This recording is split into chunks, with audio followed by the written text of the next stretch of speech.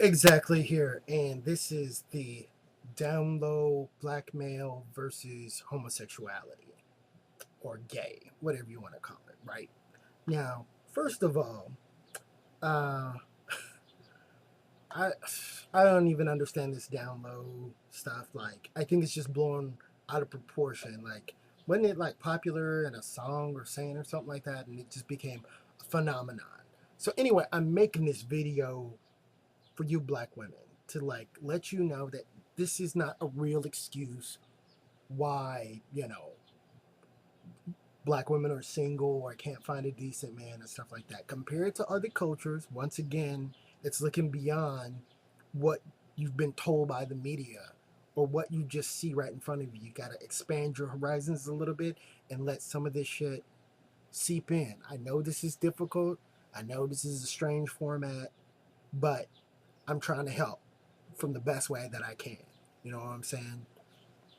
So, anyway, real quickly, if you want to look up the origins of the first known person to use the word down low as a homosexual context, it was George Hanna, who used the term in the 1930s, a song called Boy in the Boat. And guess what? It was about lesbian women. That was, look it up. I'm just, look it up. So, down low used as a homosexual context, George Hanna, Hana, 1930s, a song called Boy in the Boat about lesbian women. There you go. So now that I have that out of the way, I want to go back in time, ancient times, right? Talking about the origins of homosexuality and all that kind of stuff. Because the media likes to portray pretty much everybody as like gay, while black men, I think, for the most part, are not. We are probably the least likeliest to be gay or have gay tendencies, but black women seem to throw that out.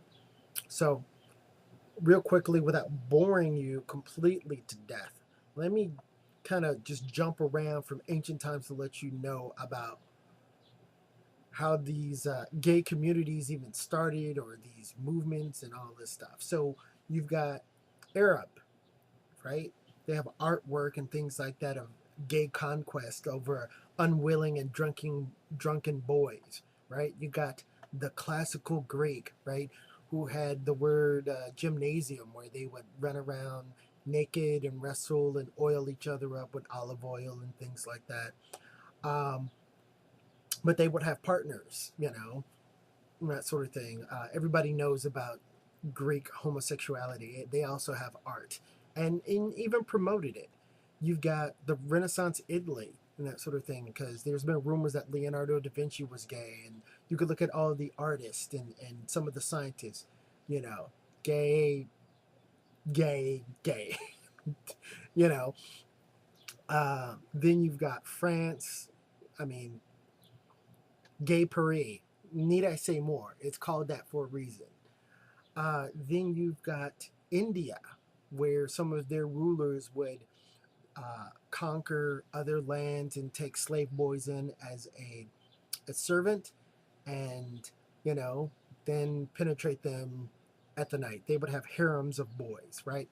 In China, they said love between men and in China goes back to the very beginning of history. And they said that even most Chinese emperors had gay lovers of some sort. Let's go to Japan. Japan had shoguns that had male lovers, and they also have art, and they would even have men dress up like geisha girls and women, and they were very attracted to them.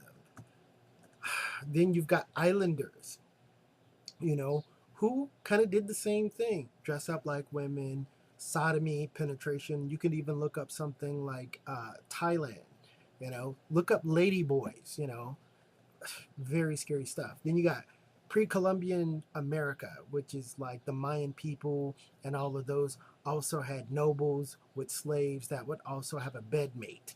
And after they would go to sleep, they would tell the bedmate to pull down their pants and they would fuck them. Okay. Then you have Native Americans who had the two spirit tradition.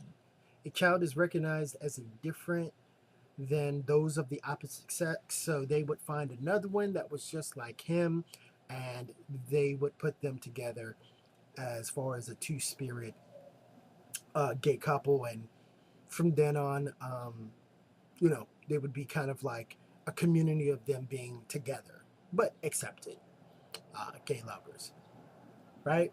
So, are there any in Africa? Believe it or not, pre-colonial. What does that mean for some of you who don't know? Pre-colonial, before the European powers tried to colonize it, right? They said it's actually extremely hard to find. There are no written records of it, there are no artwork of it, but some people say that homosexuality was brought by the white man. I tend to agree with that, but some say there were some tribes that had some kind of boy marriage tradition, and they name like the Azanti warriors is one, and another one I think is called Cabana, and that sort of thing. Um, as far as being homosexuality, but to be truthfully honest, if you really think about the African marriage or their system, we really practice polygamy. That's the biggest thing, and that explains a lot, right? Polygamy basically means having more than one wife. That would probably explain something from ancient times to now. If anything, we wanted more women, not men, fucking women. You know what I mean? But all these other cultures, they were fucking men. They were fucking young boys, not black men. And even to this day, that shit is true. I mean, look at Dave Chappelle. There's a video here on YouTube. Maybe I'll put a link down here. And his paranoia about why do these Hollywood movies and why do stories or imagery of a black man in a dress or being gay, sells so much, right? And he talked about his hesitance to do that. Look at fucking Tyler Perry. He made his whole fucking billions or whatever off of fucking Medea. And I don't care if you believe me or not, but I have never seen a single Tyler Perry movie. I've seen parts of it, but I've never finished one because I've seen that done before. I've seen that done before. So it must be for all you younger people out there. But for me, I was bored to death. I didn't laugh. I didn't think anything was new about his shit. He's got his money, yes, and that's good. That's his thing. But if anything, black men are not the DL like you think. If anything, it's these Asian men, these Mexican men, these freaking white men that have, even if they're straight, you catch them on the wrong day, they might have some homosexual tendencies, or they might be kind of curious and attracted, more so than you hear me? Any black male, you know? If anything, just like now, just back in ancient times, what's our problem that people say? We cheat too much, right? We want to have sex with every girl, that's a separate problem. But another reason why that's going on is because these Asian men are fucking these Asian boys, these white men are fucking white boys, these guys are, fucking these young boys, and where are the women? They're not getting satisfied. They're not getting taken care of, right? Who's available? Black men, I think that's another reason why you see so many interracial couples coming up. You know what I mean?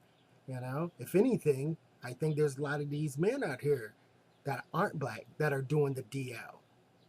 Because I tell you this, a brother like me, a brother like my friends, and the brothers that are listening to this now, our shit is strong.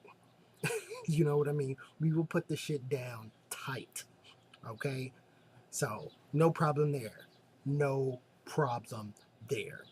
So, anyway, this is exactly hitting you with another one. DL thing is just another way they try to push us down as black people so you can degrade your men. And it's not true. It's not true. If anything, just weed out the men you think that are too, sensitive to you, whatever, and just get a man. And he will want you for you. All right.